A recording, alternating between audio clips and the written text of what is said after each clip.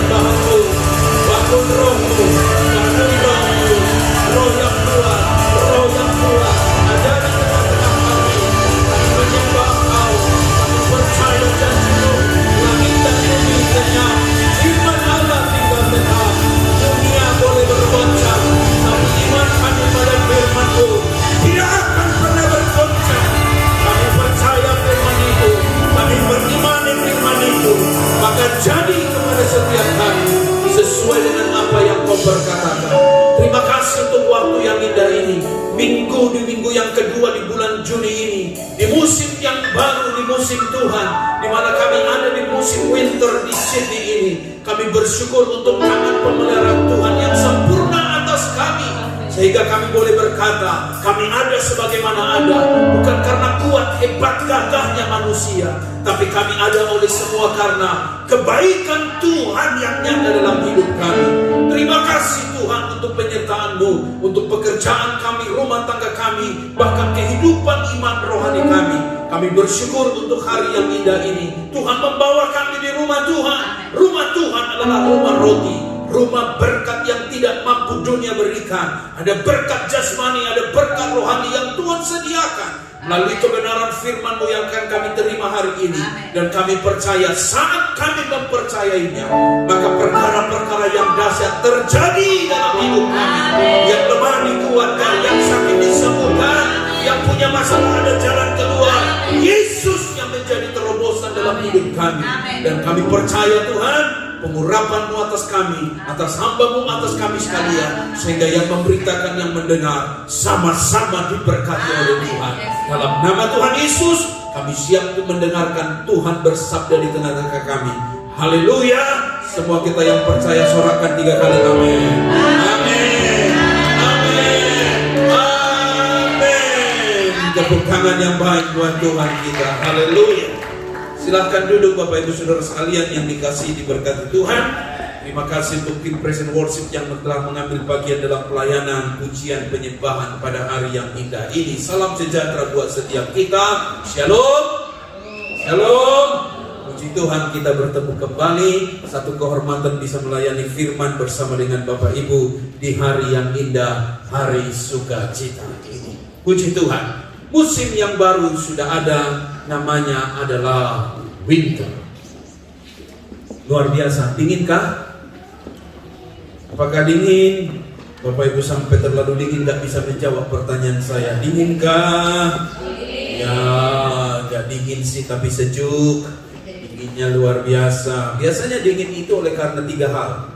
Yang pertama, dingin itu karena memang dingin banget tahun ini. Yang kedua, dingin kali, dingin banget karena kita nggak bisa pulang, nggak bisa holiday. Kalau biasanya dingin-dingin begini orang holiday, pulang ke Indonesia, musim panas, atau pergi satu tempat yang lebih hangat lagi, dan itu membuatkan kita nyaman. Wah, boleh musim dingin, tapi hangat karena di luar negeri. Tapi ada juga yang membuat kita dingin itu karena rupanya kita ini sudah tua. Biasanya kalau semakin tua itu semakin nggak bisa untuk dingin. Dan aduh kenapa ya dingin banget.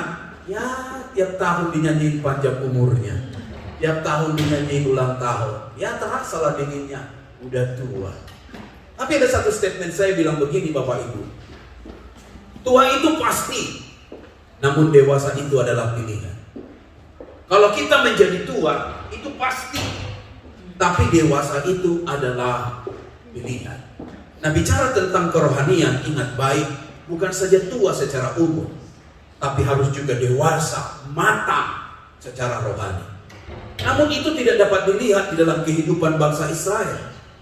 Karena rupa-rupanya sekalipun bangsa Israel hari ini berkata, Tuhan aku percaya engkaulah satu-satunya Tuhan, tapi di samping itu masih ada patung lembu emas yang mereka dirikan, yang mereka percaya bahwa itulah alamat penyembahan mereka. Dan apa yang terjadi? Mereka jahat, mereka menjauh dari Tuhan, mereka berpaling kepada dunia ini, dan itu melukai hati Tuhan. Dan saya mau katakan pada Bapak Ibu, hari demi hari hidup mereka hidup dalam kejahatan, persungutan, dan itu adalah mentalitas yang mereka tunjukkan, sehingga kita bisa melihat mereka sangat jauh daripada apa yang disebut dengan karakter rohani yang dewasa di dalam Tuhan. Rasul Paulus sangat apik memberikan kepada kita ada 4 dosa yang mereka kerjakan dalam kitab Korintus. Yang pertama, mereka dikatakan suka penyembahan berhala. Sudah ada Tuhan tapi mau ada mamon, masih ada dewa lain, masih ada dewi lain yang mereka sembah. Mereka itu hari ini berkata Tuhan, tapi mereka berkata kami ingin punya Tuhan yang kelihatan, sehingga dibuatlah patung, dibuatlah dewa, dibuatlah sesuatu yang mereka anggap sumber rezeki mereka, hidup mereka daripadanya. Yang kedua, bangsa ini suka mencobai Tuhan. Artinya, untuk taat firman itu amat sangat suka. Mereka bilang kalau bisa Tuhan, turunkan standarmu, ikut standar kita. Tapi ingat baik, Tuhan itu berdaulat. Kita yang harus ikut Tuhan, bukan Tuhan yang ikut kita. Katakan amin. Katakan amin. Orang kalau mencobai Tuhan, dia bilang begini, dia maunya supaya Tuhan ikut mau dia. Dan saya katakan, itu namanya kurang ajar. Masa seorang anak mau supaya orang tuanya ikut dia? Seharusnya orang tua yang lebih pengalaman, orang tua yang lebih banyak tahu kehidupan ini dan melahirkan anaknya. Anaknya yang harus ikut orang tuanya, bukan orang tuanya ikut anaknya. Demikian juga dalam hidup berumat, yang seharusnya umat ikut Tuhan, bukan Tuhan ikut umat. Dan bangsa Israel sangat gemar suka mencobai Tuhan Allah. Sampai-sampai mereka minta raja. Tuhan bilang begini, ngapain kamu minta raja? Pemerintahan Allah adalah teokrasi. Tapi mereka bilang, kami ingin punya raja yang seperti bangsa lain. Bangsa lain ada raja. Kenapa kita Israel tidak ada raja?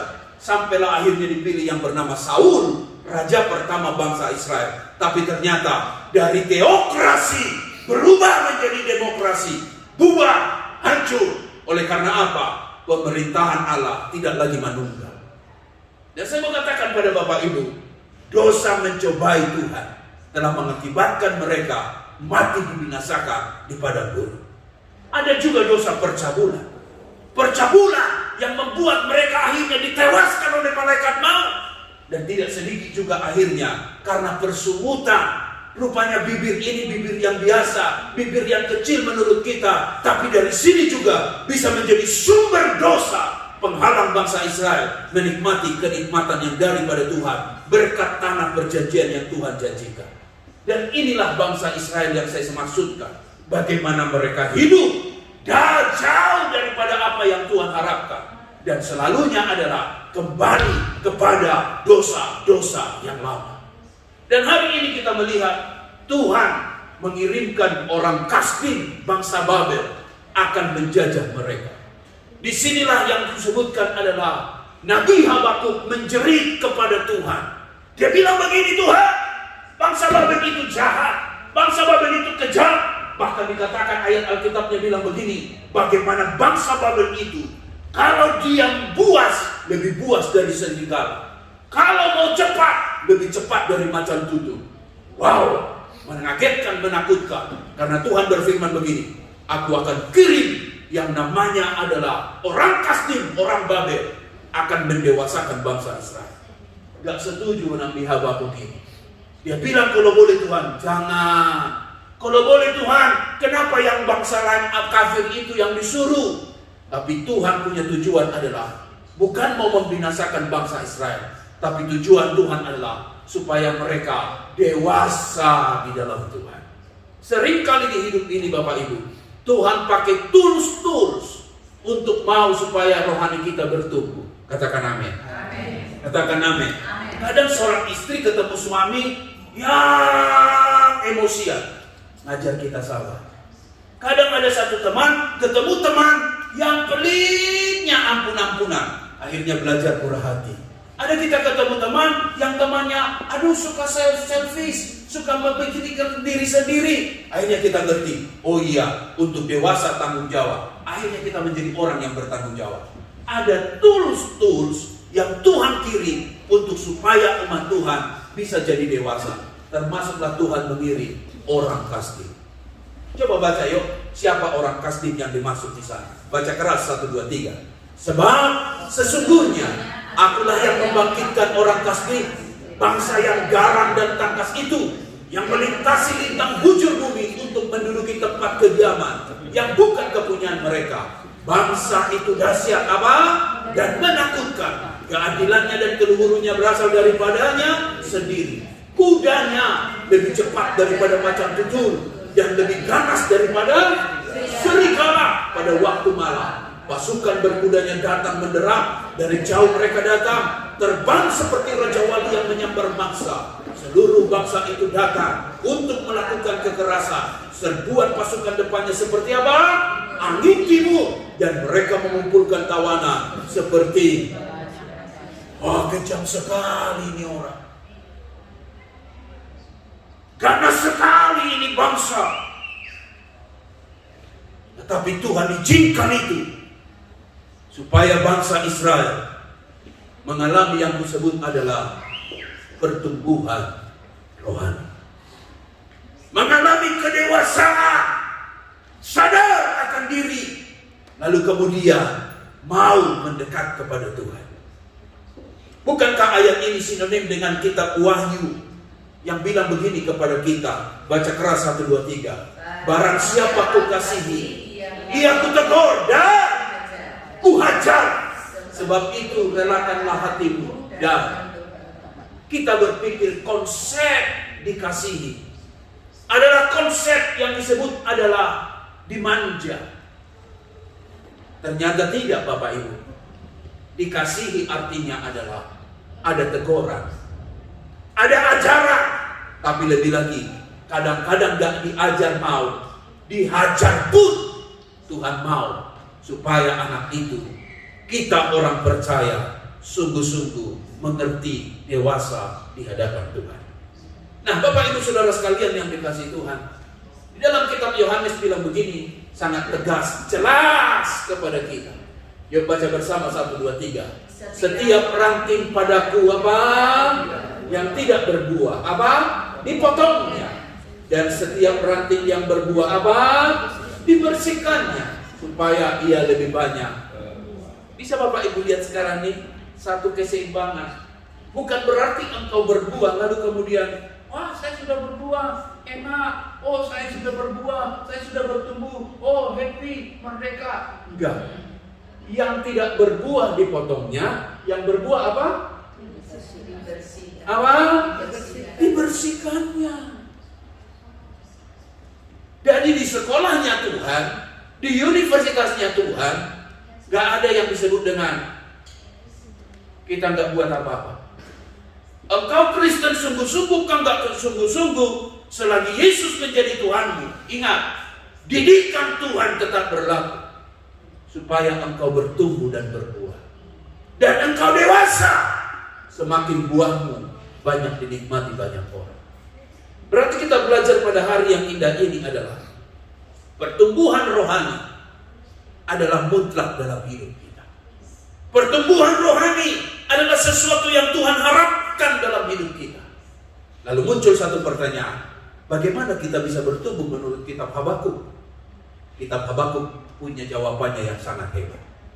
Dia bilang begini, tetapi orang yang benar itu akan hidup oleh percayanya.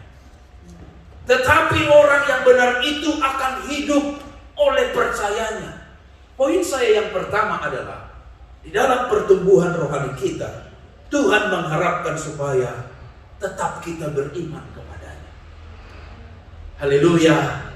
Haleluya. Tetap percaya kepadanya. Haleluya. Amin. Amin. Beberapa teman hari-hari ini sedang takut karena vaksin. Mereka bilang takut mati. Bahkan banyak orang, padahal pekerjaan mengharuskan harus vaksin, dia bilang begini, gak dulu dah, tunggu orang lain dulu, saya ini takut kena vaksin. Apalagi di jemaat kami itu ada orang kena vaksin, gemetar 3 hari 3 malam, sakit, sampai tidur gak enak, makan gak nyaman. Karena apa? Dry, kering di sini. Lalu dibilang, kamu divaksin apa? Saya divaksin disebutkan jenis tertentu. Lalu kemudian itu membuat akhirnya beberapa kelompok senior menjadi takut. Waduh, warisanku, waduh, mobilku, waduh, depositoku. Akhirnya apa? Gemetar. Satu jemaat mau divaksin karena kerjanya di bagian hotel. Dia bilang, Pak, saya mau divaksin. Saya bilang, jangan takut, kita berdoa. Pak, tolong bantu doa. Sebelum hari hanya, dia SMS lagi. Saya bilang, Pak, kalau Bapak takut, imun tubuh Bapak akan kurang. Jadi lebih baik Bapak beranikan diri. Tinggal kalau suntik, lihat siapa dulu yang nyuntiknya. Cantik atau kagak. Akhirnya disuntik, besoknya sudah langsung kerja. Dan saya bilang sama dia, apapun penyakit bawaanmu harus kau cerita. Jangan diamkan, supaya akhirnya vaksin itu disesuaikan dengan kondisimu. Lain orang, lain vaksin. Sebab kondisimu berbeda dengan kondisi orang. Dan ketika dia divaksin, di akhirnya saya bilang, kita doa, kita percaya, dan saya yakin, sekalipun vaksin itu penawar untuk yang namanya virus corona, tapi saya percaya, iman kitalah yang menyembuhkan kita. Haleluya, iman kitalah yang menyembuhkan kita, bukan yang disebut dengan vaksin ini. Olehnya Nabi Habakuk berkata, orang benar itu hidup oleh iman. Sampai Tuhan bilang begini kepada Habakuk, tuliskanlah penglihatan itu. Habakuk, apa yang kamu lihat? Oh, saya lihat bangsa ini dijajah.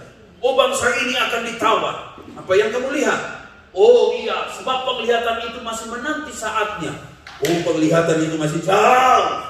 Lalu kemudian di ayat yang keempat di dalam Habakuk 2 bilang begini, orang benar hidup akan oleh percaya. Apapun penglihatan yang Bapak Ibu tahu, sekali lagi, kita hidup bukan karena penglihatan, tapi kita hidup oleh karena iman kepada Tuhan. Haleluya, haleluya. Makanya saya katakan kepada Bapak Ibu yang mungkin engkau sering ketemu dokter, dengar baik, kita hidup bukan apa kata dokter. Kita hidup bukan apa kata yang disebut dengan resep obat, tapi kita hidup apa kata Tuhan. Sebab seringkali apa kata dokter beda dengan apa kata Tuhan. Makanya ketika kita ketemu dokter, kita imankan mereka adalah orang-orang yang dipakai Tuhan untuk menggenapi rencananya dalam hidup kita. Amin. Jangan bilang begini, oh Pak Greg ngajarkan kita nggak boleh percaya sama dokter. Bukan begitu, bos. Maksud saya mereka orang-orang yang dipercaya oleh Tuhan, supaya akhirnya melalui tangan mereka kita semakin sehat, kita semakin kuat. Tapi yang jelas orang benar hidup oleh karena percayanya. Beri tepuk tangan dulu yang meriah buat Tuhan kita yang luar biasa. Apapun itu janji Tuhan, belajar percaya. Apapun itu belajar percaya. Kalaupun mungkin hari ini kau tidak mengerti, tapi belajar percaya. Masih ingat mujizat daripada 5 roti 2 ekor ikan yang saya khotbahkan 2 bulan yang lalu? Bagaimana 5 roti 2 ekor ikan makan 5.000 orang? Gak masuk di akal. Tapi ingat baik, saat engkau percaya Tuhan, engkau percaya akan mujizat. Haleluya, haleluya. Saat engkau percaya Tuhan, engkau pasti percaya mujizat. Hal-hal yang mustahil, hal-hal yang luar biasa, itu Tuhan kerjakan. Dan kita hidup oleh karena iman kita kepada Tuhan. Haleluya, amin. Tapi sayang, tidak semua orang berpikir demikian. Ada orang bilang begini, no money, no honey. No money, no honey. Jangan panggil sayang. Kalau berani panggil sayang, I love you, darling, honey. Money, come, honey. Lihat 2 orang ini, orang kaya yang luar biasa. Kenal dong siapa ini? Ini Jeff Bezos. Kayanya luar biasa. Bagi mereka nggak ada lagi uang jadi masalah. Kaya. Bayangkan nih, bagaimana masa pandemi pun penghasilan mereka meningkat luar biasa. Kalau saya tanya Bapak Ibu, biasanya kita kalau di dalam berkeluarga, kita biasanya berantem gara-gara apa? Siapa yang bilang uang? Kok sama-sama saya?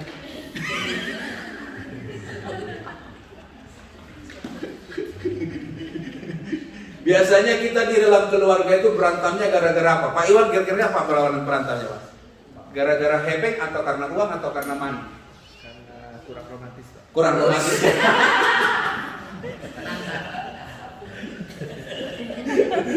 Karena gak ada uang beli bunga.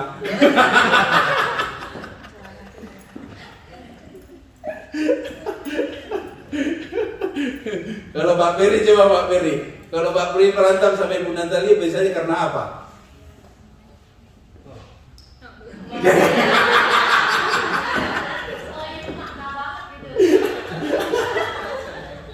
Gara-gara apa?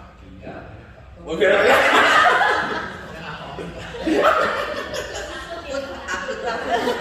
Habis diinjak kakinya. Gimana mau jawab Pak Greg?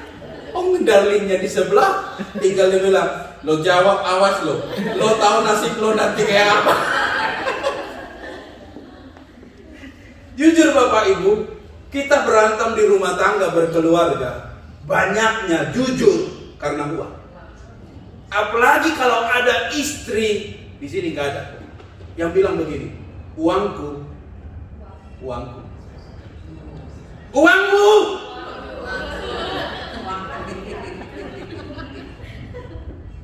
Ini ketawa kayak ada pengalaman. Biasanya kalau ada istri yang begini, di sini nggak ada, di sini nggak ada, di sini aman. Haleluya. Amin ya, bukan aman ya. Amin ya.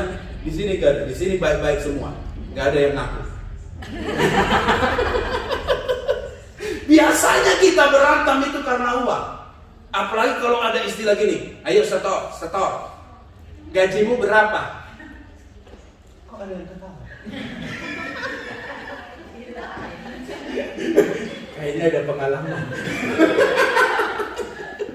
Ayo setor, gajimu berapa? How much money your salary? Please give to me. 10%. Bahkan kadang-kadang bukan 10%, 40%. Sampai dia kaget, hah? Kok lebih hebat lo dari Tuhan? Tuhan aja minta 10%, lo 40%. Mati gua. Ada yang begitu. Dan sering kali orang berantem gara-gara apa dalam rumah tangga? Uang. Kamu kerjanya berapa gajinya? Habis beli make up terus, ganti handphone terus. Gimana mau bayar rent, sekolah anak-anak? Ayo. Berantem ribut. Dulu pikir satu orang kerja cukup. Setelah 2 kerja nggak cukup juga. Pak Bibi kok ketawa Pak Bibi? Bapak sama saya, 2 anak cewek. Kalau pergi ke mall, pikir cuma beli $30 sudah cukup. 50, 60, 100. Kita kaget. Lu belanjaan apaan sih? Ini kan kebutuhan. Tapi ini kan sudah diskon, yang 50%-an. Masa lo marah-marah? Emang gue lo gak mau cuci baju lo? Ribut gara-gara uang. Apakah uang segala-galanya? Apakah money is everything?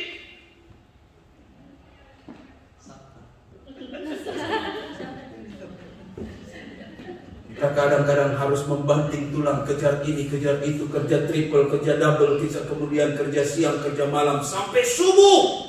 Jam 2 pagi, masih ojek online. Luar biasa. Oh, haleluya.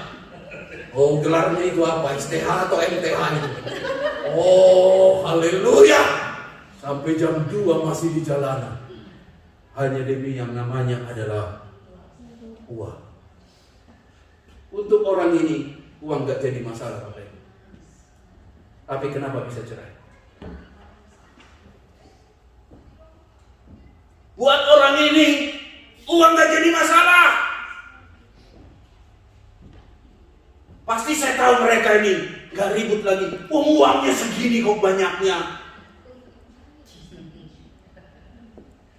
Tapi pertanyaan, kenapa cerai? Seharusnya kan bulan madu aja terus. Ayo lo pergi aja terus, pergi aja, nggak usah pulang-pulang. Udah nginap di Bondai aja, di samping itu sambil beli itu namanya LV. Kalau nggak nginap di City, kalau nggak lo pergi lebih jauh lagi. Tapi kenapa kalau masih sampai demikian? Kalau memang uang itu amat sangat penting. Kenapa uang mereka sudah banyak, tapi masih cerai? Ayo, siapa yang bisa jawab? Ada yang bisa jawab? rupanya adalah money is not everything. Walaupun everything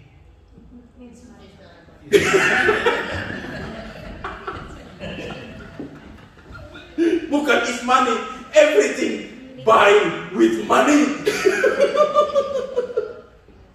Karena uang bisa beli Alkitab, tapi uang gak bisa beli iman. Uang bisa beli house, but money cannot buy home.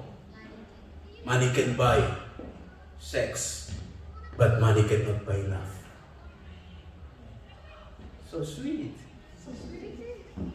Money is not everything. Hendak mau ajar kita begini, udah jangan berantem dulu karena duit. Ganti judul. Haleluya. Oh, gak ada amin.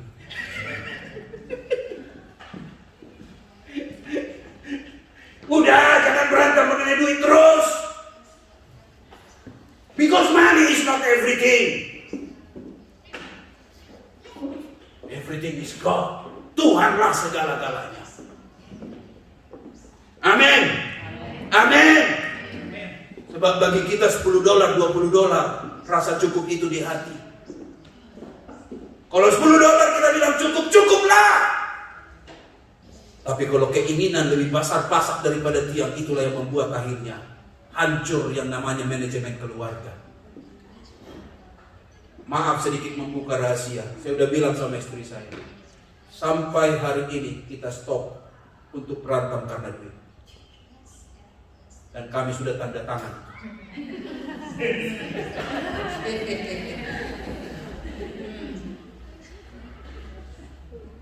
Sebab gak ada menang kalah. Serius, Anda berantem sama istri Anda, gak ada yang menang, gak ada yang kalah. Masa lu malam-malam udah dingin sendiri sama bantal guling? Pasti keluar sakit malam. Ma, udah dingin sendiri lagi, gak ada menang. Saya bilang sama istri saya, sedikit saya buka rahasia, saya bilang, jangan lagi kita ribut karena ini. Kalau enggak, ribut terus. Mau bicara kasih mama lah, kasih mertua lah, kasih inilah. Saya bilang kita kasih silang. Untuk ngasih ke mama saya, kamu yang ngasih. Untuk saya ngasih ke mama kamu, saya ngasih. Dan kalau kita datang, kita cukup memberi dengan sukacita dan ikhlas. Dan akhirnya beres Bapak Ibu. Karena sudah ada janji. Janji yang pertama, hari Minggu gak boleh berantem. Yang kedua, kita gak boleh ribut mengenai uang lagi. Anda bisa terapkan. Karena rupa-rupanya semuanya itu keputusan pilihan di tangan kita. Amin. Amin. Amin. Sehingga ketika istri gajinya dipotong, suami gajinya dipotong demi rent, gak bukannya manyu. Gara-gara gua potong, lo potong duit gua, akhirnya gua nggak cuci rambut, nggak pergi ke salon lagi. Sebenarnya rambut gue ini mau diwarnain tahu, tapi gara-gara lo ngambil duit gua, akhirnya rambut gua gini terus. Lo senang ya gua jelek ya? Aduh, jadi ribut. Suami mana yang suka istrinya jelek? Tapi kalau tidak di-manage dengan baik, maka akhirnya bisa awal pertengkaran. Because money is not everything. Haleluya. Haleluya. Amin. Beri tepuk tangan dulu yang baik buat Tuhan kita yang luar biasa. Saya tahu Bapak Ibu sudah lebih expert dari saya mengenai manajemen keluarga. Tapi minimal saya cerita apa kata Alkitab, bahwa Tuhanlah segala-galanya. Ketika Tuhan segala-galanya, semuanya jadi indah. Karena disertai dengan hati yang penuh bersyukur.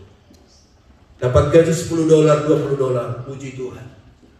Karena kita tahu semuanya itu karena anugerah Tuhan. Buat apa dapat gaji $50 tapi akhirnya masuk rumah sakit dan motor eksiden, mobil eksiden. Satu hal kita tahu, rezeki kita datangnya daripada berkat sumber daripada Tuhan itu sendiri. Nabi Habakuk mengajar kita tentang pertumbuhan rohani. Tetaplah berdoa, kata Nabi Habakuk. berdiri di tempat pengintaianku dan berdiri tegak di menara. Aku mau meninjau dan menantikan apa yang akan difirmankannya kepadaku dan apa yang akan dijawabnya atas pengaduan. Bagaimana kita bisa dewasa dalam Tuhan? Tidak lain tidak bukan,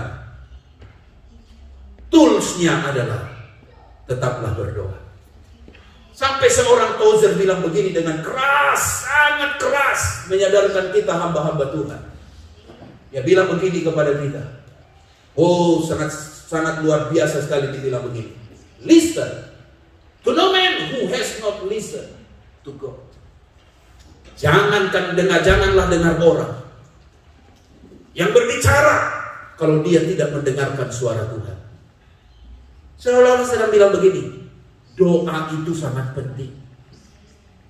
Doa itu sangat penting.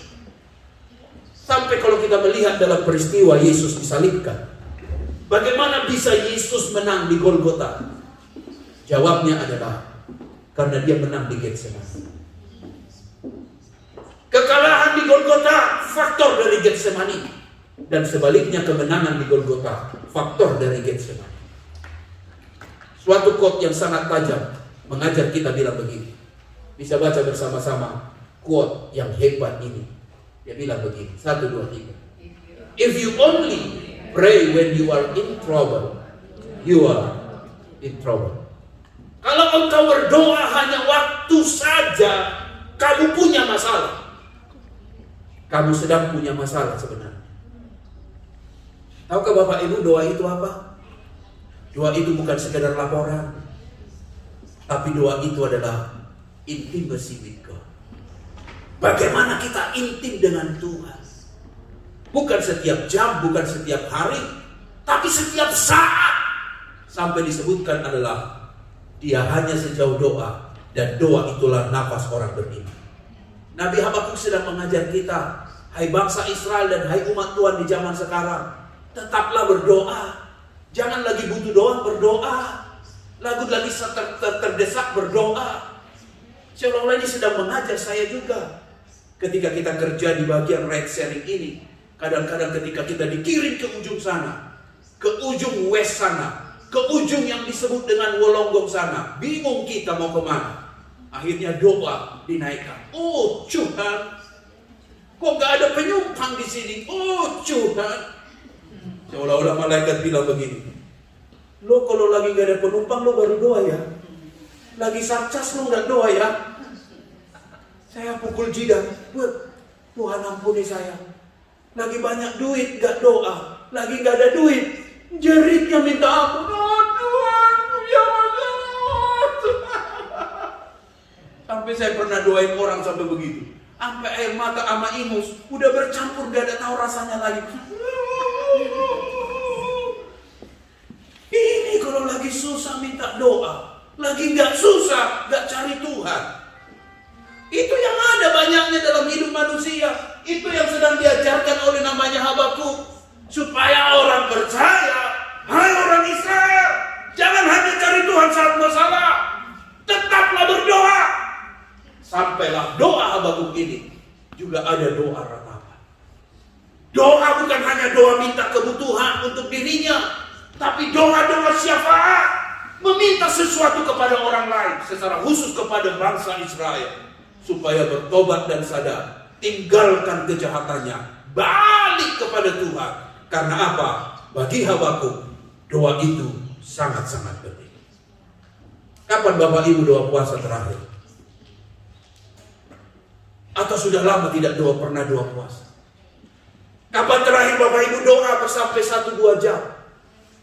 Itu satu renungan yang perlu kita pikirkan kembali. Kadang-kadang hidup ini menjadi terlalu stres Bapak Ibu, karena kita tidak tahu tujuan hidup kita seperti apa dan bagaimana menjalani.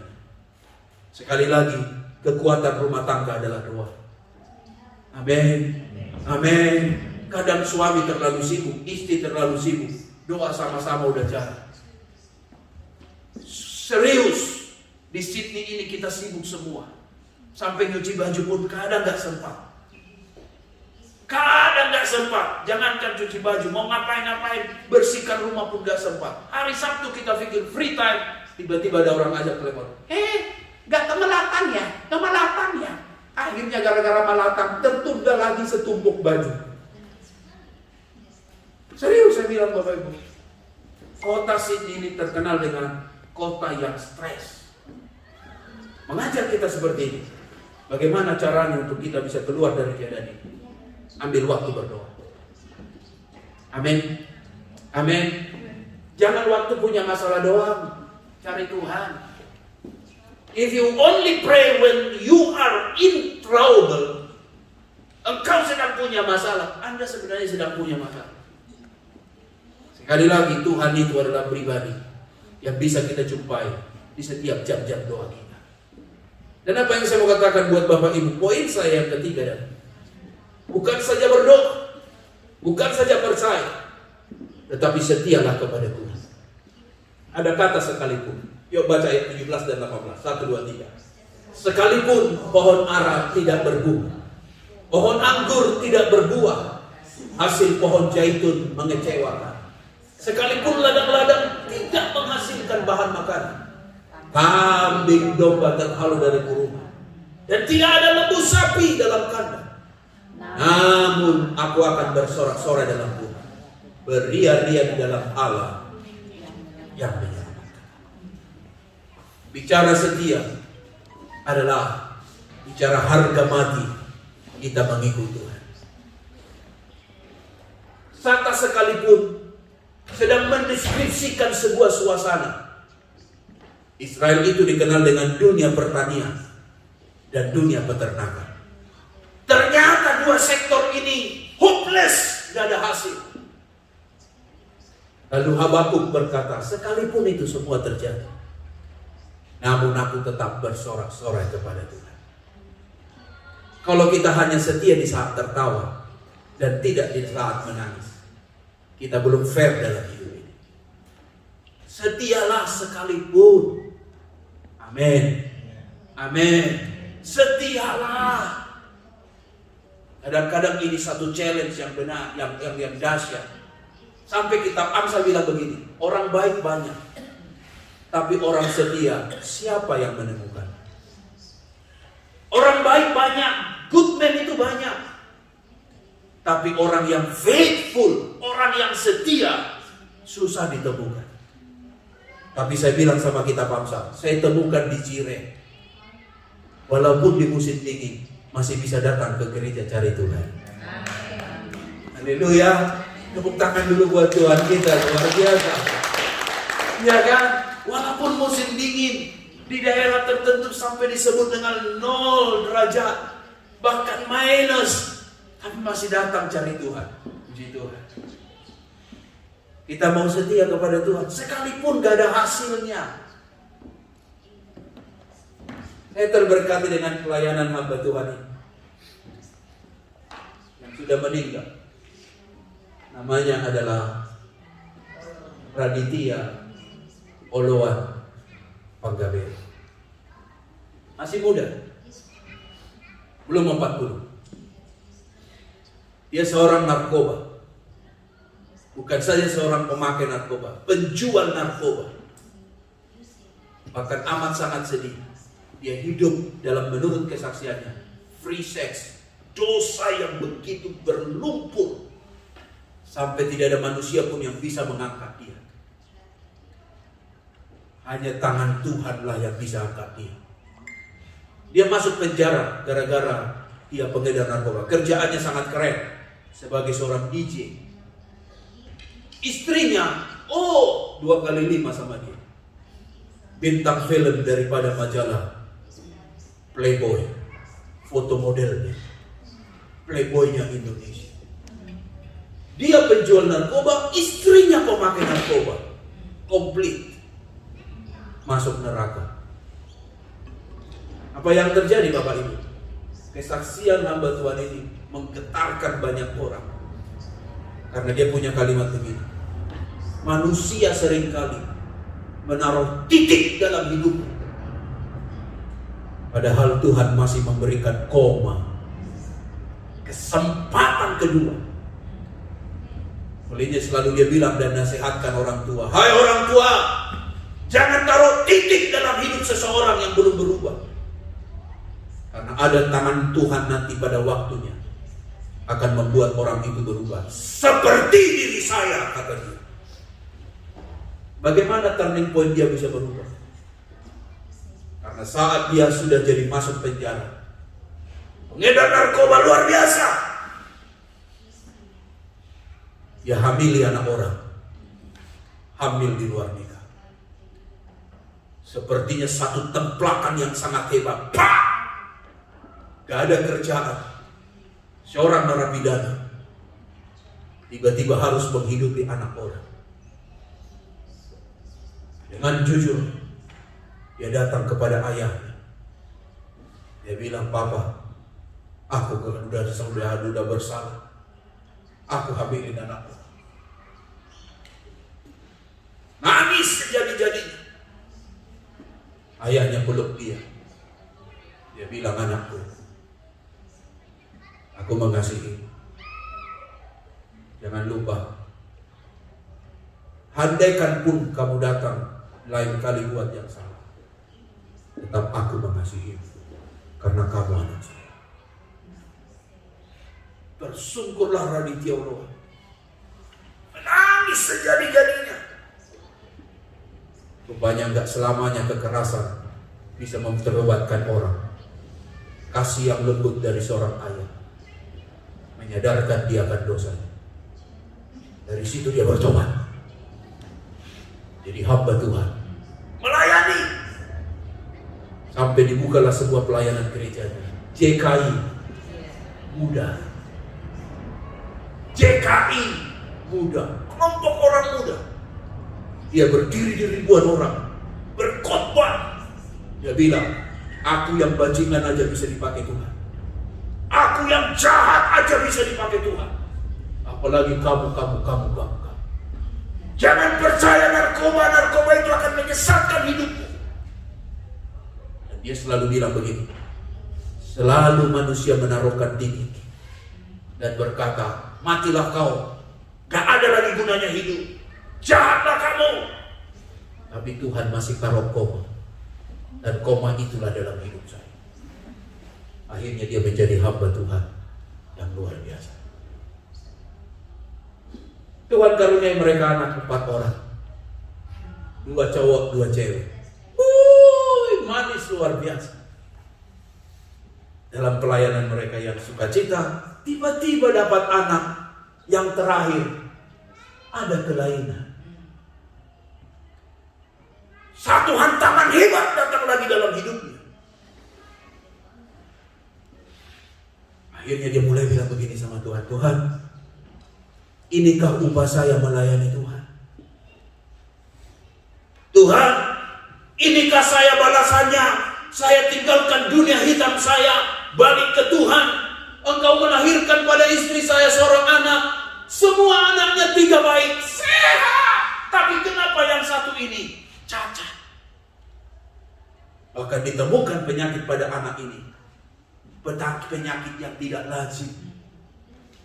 Yang hanya dapat disembuhkan itu sekian persen, 0,0 sekian. Bahkan vonis dokter berkata, cuma bisa hidup 3 bulan. Oh, dia semakin nangis. Kemudian bertanya begini, "Tuhan, inikah upahnya? Inikah balasannya?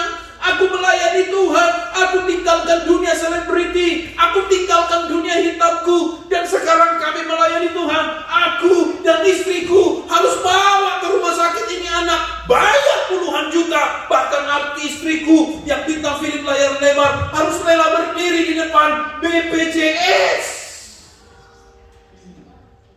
Menangis. Saat dia berdoa, belum ada jawaban. Seolah sedang menghadapi kursi yang kosong. Gak ada suara, gak ada jawaban. Sampailah waktu demi waktu, tiba-tiba dia disadarkan oleh sebuah suara bilang begini, "Apakah kamu melayani Tuhan supaya anakmu sembuh? Apakah kamu melayani Tuhan mengejar keuntungan? Apakah kamu melayani Tuhan take it for granted? Apakah kamu melayani Tuhan betul-betul hanya melayani Tuhan dan tidak mau yang lain? Dari situ dia menangis, dia bertobat, dia bilang, Tuhan ampuni saya.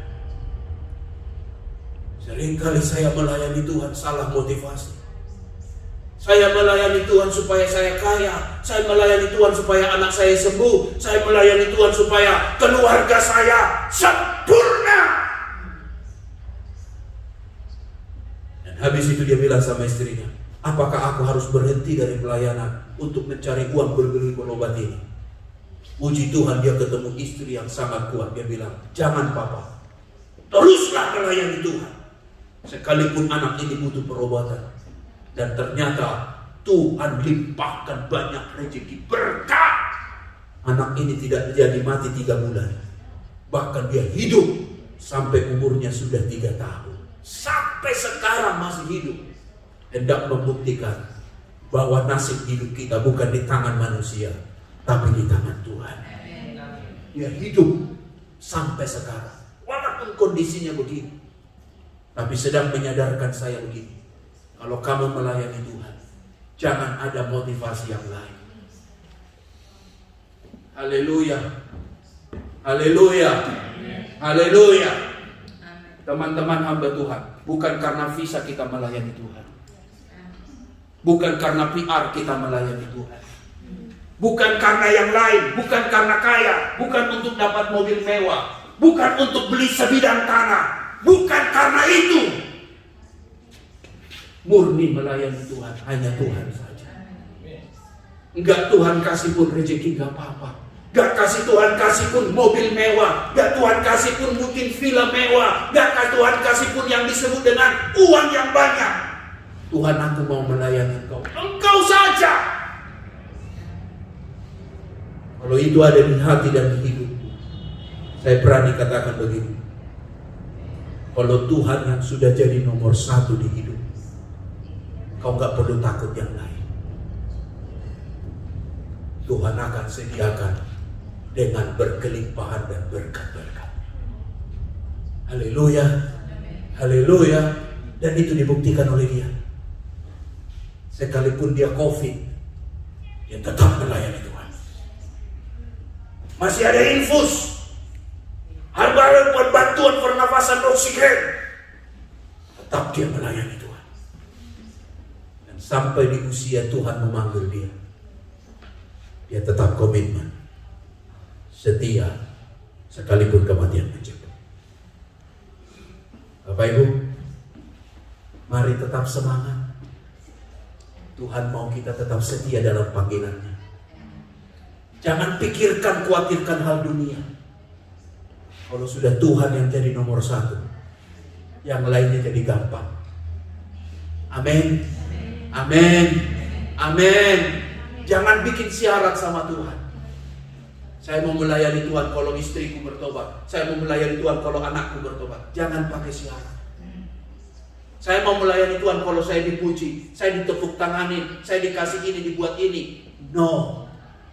Melayani Tuhanlah karena murni yang kau sungguh mau melayani Tuhan. Dan itu yang Tuhan mau. Itu yang kita lihat dalam peristiwa Daniel.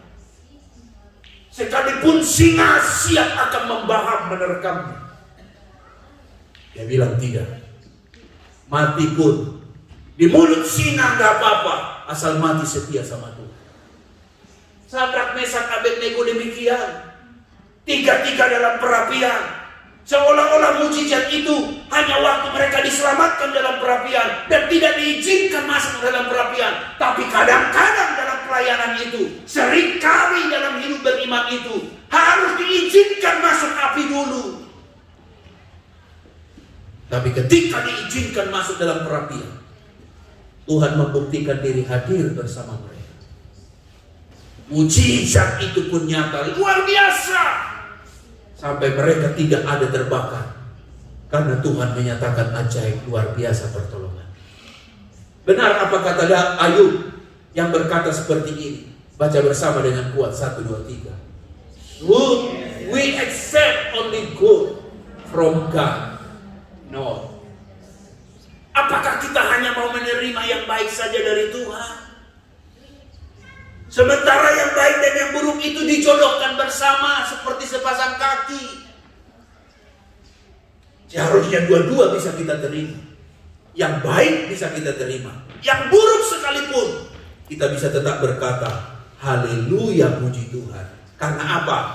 Dua-duanya itu dipakai Tuhan untuk kita bilang begini, Tuhan, aku setia sama Engkau bukan karena berkat, aku setia karena kepada Tuhan, karena memang aku setia sebab Tuhan itu sudah terlebih dahulu setia. Saya percaya ayat ini yang mengatakan seperti ini kepada kita, bahwa Ia membuat segala sesuatu indah pada waktunya. He has made everything apa? Beautiful. Hebat sekali. Dia buat segala sesuatu indah pada waktunya. Saya yakin kata kuncinya adalah di Ia.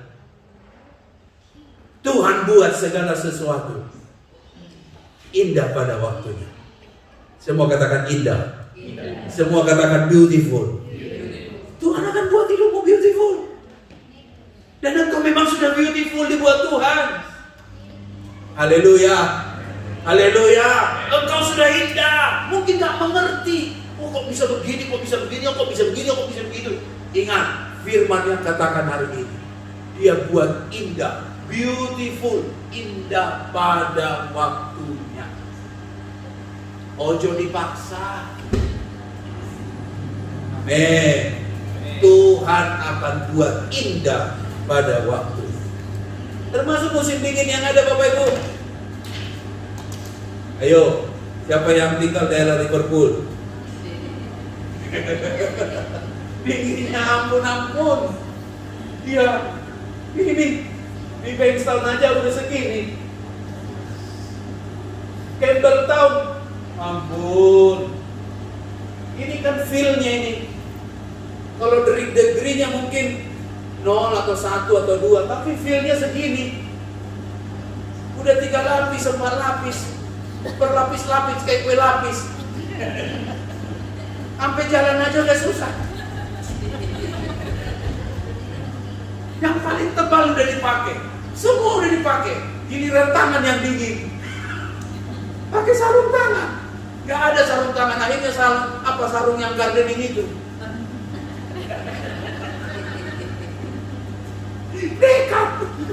Karena apa? Dinginnya ampun-ampunan. Bayangkan Bapak Ibu nih, di Penrith nih. Wah. Gimana? Dinginnya. Tapi Tuhan buat indah pada waktunya. Australia itu begitu. Kalau dingin banget. Kalau panas,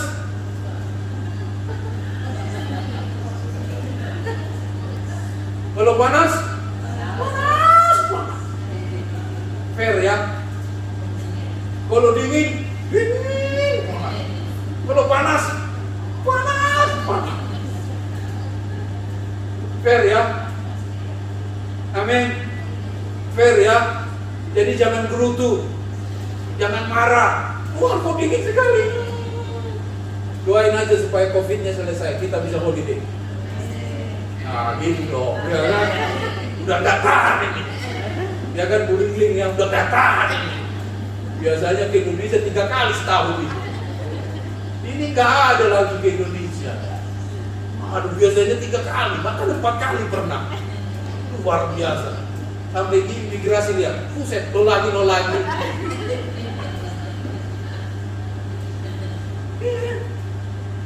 Dia membuat segala sesuatu indah pada waktu. Nikmatilah musim dingin ini. Tetaplah berdoa, setia sama Tuhan. Amin. Gak ini semua mengubah kita. Yang kita tahu semua ini hanya bagian kehidupan. Ada dingin, ada panas. Saya mau yang sedang-sedang aja. Kalau gitu nyanyi dangdut dong. Mau yang kanan enggak, mau yang kiri enggak, mau yang atas enggak, mau yang sedang-sedang saja. Jadul sekali lagu itu. Menandakan Pak Gret sudah tua. Alright, mari kita bangkit berdiri, kita beri tepuk tangan yang baik buat Tuhan kita yang baik. nyanyi lagu kita. Walau ku tak dapat melihat, ku sadar tak semua dapat aku minum. Di dalam hidupku ini, hatiku percaya rancanganmu bagiku adalah yang terbaik. Yuk kita bangkit berdiri yuk. Tuhan, terima kasih firman-Mu menguatkan kami. Apapun musim yang sedang kami hadapi, Tuhan buat indah pada waktunya. Kami tetap lihat Tuhan di musim dingin ini. Thank you Lord. Tuhan pelihara hidup kami. Kami tahu Kau sanggup, terlalu sanggup. Lebih daripada suntik flu, lebih daripada vaksin. Iman kami pada Tuhan. Terima kasih Tuhan untuk semua umat-Mu yang setia beribadah. Hamba tahu mereka gak mudah datang, ada banyak godaan. Tapi Tuhan, kami mau belajar setia, karena Engkau terlebih dahulu setia pada kami. Ku sadar tak semua dapat aku miliki. Sadar tak semua dapat aku miliki di dalam hidupku, hatiku percaya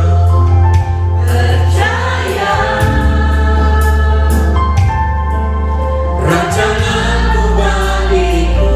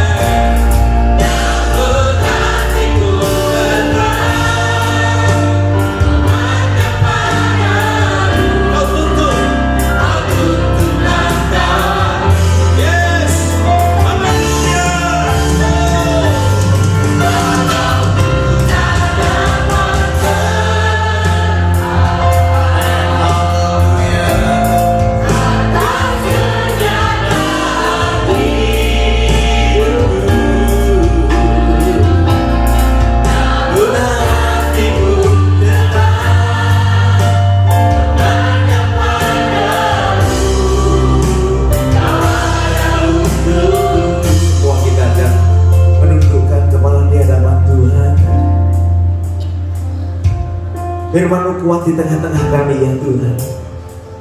Biar kami terus melatih kehidupan kami untuk mendekat kepada Tuhan, mempercayakan hidup ini kepada Tuhan. Bapak Ibu yang dikasihi Tuhan, salah satu tanda kita bertumbuh di dalam pengiringan kita kepada Tuhan itu adalah seberapa besar trust kita kepada Tuhan, seberapa kita bisa berserah kepada Tuhan. Apakah kita mudah sekali untuk tergoncang karena sesuatu terjadi dalam kehidupan kita? Firman Tuhan hari ini berkata, apapun yang terjadi dalam hidup kita, belajarlah percaya. Semua kita tahu bahwa Tuhan yang kita sembah, Tuhan bisa dipercaya. Kalau hari ini mungkin ada di antara kau yang masih mempertanyakan tentang kesetiaan Tuhan dalam hidupmu, mari kita datang kepada Dia, minta tangannya menjamah setiap kehidupan kita. Just trust in the Lord. Hal yang kedua, hari ini kita belajar kalau kau dan saya bertumbuh di dalam kehidupan rohani, tentunya berdoa, bicara kepada Tuhan, membangun relationship dengan Tuhan, intimacy dengan Tuhan di dalam doa merupakan sesuatu yang terjadi lebih dalam lagi di dalam kehidupan kita. Bukan 2 kali, bukan 3 kali, bukan 5 kali satu hari kita berdoa. Hari ini kita belajar setiap saat kita bisa berbicara kepada Tuhan, sebab Dia Tuhan yang hidup di dalam kehidupan kita. Walaupun sepertinya apa yang kita lakukan tidak ada hasilnya, atau sepertinya tidak ada menghasilkan sesuatu seperti yang kita mau, bahkan tantangan kenyataan yang kita hadapi berbeda dengan janji yang Tuhan berikan. Orang yang bertumbuh di dalam rohnya, di dalam imannya, di dalam rohaninya adalah orang yang suka berdoa. Bapak Ibu, kalau hari-hari ini kita jauh dari Tuhan, sulit sekali bisa merasakan hadirat Tuhan. Atau mungkin kita hanya datang kepada Tuhan ketika kita sedang dalam persoalan. Jadi ada satu quote yang bagus, kalau kita datang kepada Tuhan hanya pada saat kita lagi bermasalah, sesungguhnya kita sedang bermasalah. Hari ini biar api roh Tuhan itu membakar kehidupan kita lagi. Kecintaan kepada Tuhan itu bisa membakar kita lagi. Tidak ada motivasi yang lain ketika kita mengiring kepada Tuhan, yaitu menyukakan hati Tuhan dalam hidup kita. Terima kasih ya Tuhan untuk firman-Mu, untuk kita Habakuk yang kita pelajari hari ini. Hamba-Mu berdoa, kalau ada yang mengalami kelemahan jauh daripada Tuhan, bahkan tidak ada pertumbuhan rohani, bahkan mengalami kemunduran rohani di dalam nama Tuhan Yesus, pagi hari ini Kau menjamah hati kami dengan api-Mu yang baru, dengan roh-Mu yang baru Tuhan, yang tua, yang muda, besar, kecil. Mari Roh Kudus lawati saat ini, berikan penghiburan bagi kami yang susah, berikan kekuatan bagi kami yang lemah. Jamah sekali lagi hidup kami ya Tuhan.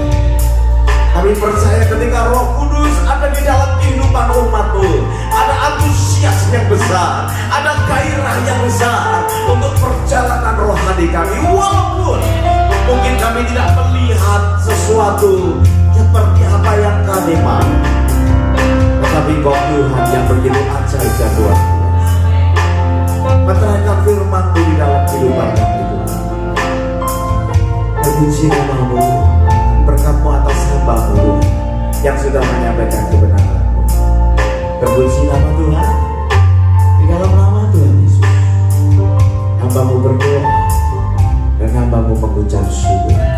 Bapak Ibu, mari kita terima firman Tuhan dengan penuh sukacita, dengan berkata amin. Beri tepuk tangan yang paling baik dan percaya Tuhan memberkati kita sekalian dengan firman kepada pagi hari. Terima kasih Pak Sutri. Bapak Ibu silakan duduk. Ya, sebelum selesai, lihat kanan kiri, lambaikan tangan yang paling baik.